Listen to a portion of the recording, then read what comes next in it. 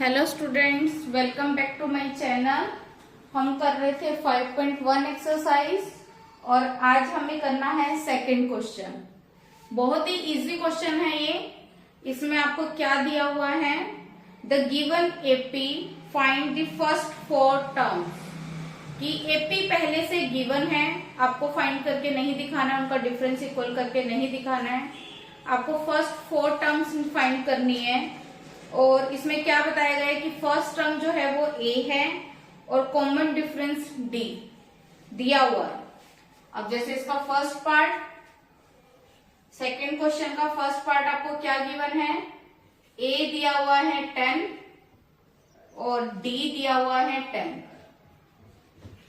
तो मैंने आपको पहले भी क्लियर किया था कि जो फर्स्ट टर्म है वो किसके इक्वल होती है, ए के, और वो कितना दिया हुआ है हमें 10।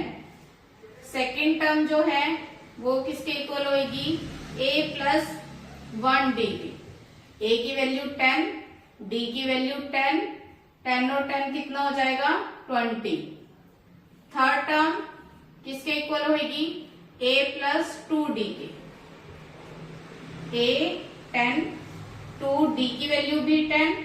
पहले हमें मल्टीप्लाई करना है फिर ऐड करना है। 10 प्लस 20 कितना आ जाएगा 30। फोर्थ टर्म किसके इक्वल होगी, a प्लस 3d के।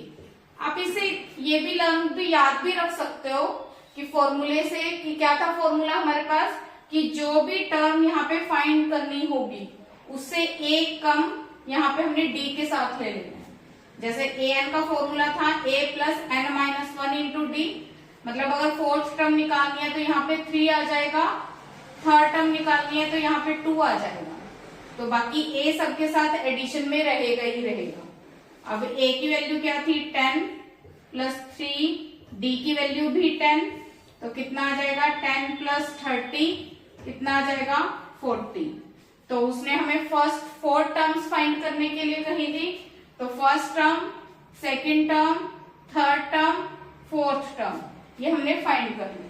यही हमारा इसका आंसर हो जाएगा। करो नोट डाउन। सेकेंड पार्ट हम करेंगे, आपको याद रहे इसलिए मैं nth टर्म का फॉर्मूला साइड पे लिख देती हूँ। क्या था, a plus n minus 1 into D. कि जो भी टर्म आपने फाइंड करनी है उससे एक कम वैल्यू d के साथ ले लेना है। अब हमें क्या दिया हुआ है, a की वैल्यू दी हुई है -2 और d की वैल्यू दी है 0। तो फर्स्ट टर्म a के इक्वल होती है, वो कितना दिया हुआ है -2। Second term a plus 1d, a की वैल्यू -2, d की वैल्यू 0, तो -2, क्योंकि 0 किसी में भी ऐड करो तो एज इट इज वही टर्म रह जाती है। Third term a plus 2d, a की वैल्यू -2, 2d की वैल्यू 0। किसी भी वैल्यू को 0 से मल्टीप्लाई करेंगे तो 0 ही हो जाएगा, तो ये भी -2। Fourth term a plus 3d, a की वैल्यू -2, 3d की वैल्यू 0। इसको भी 0 से मल्टीप्लाई किया 0, तो ये भी कितना आ गया -2। तो फर्स्ट टर्म इसकी क्या है -2, second term -2, third term -2, fourth term भी -2। तो ये हमने चारों टर्म फाइंड कर ली। थर्ड पार्ट में आपको क्या दिया हुआ है, a की वैल्यू 4 और d की वैल्यू -3। a की वैल्यू 4, d की वैल्यू -3। फिर से फर्स्ट टर्म a के इक्वल होगी 4, second term a plus 1d, a की वैल्यू 4 प्लस, अगर दो साइन इकट्ठे आ रहे हैं तो ब्रैकेट में डाल दो, प्लस माइनस -4 -3 कितना आ गया 1। Third term a plus 2d, a की वैल्यू 4 प्लस 2, d की वैल्यू -3, प्लस माइनस 2 3 6।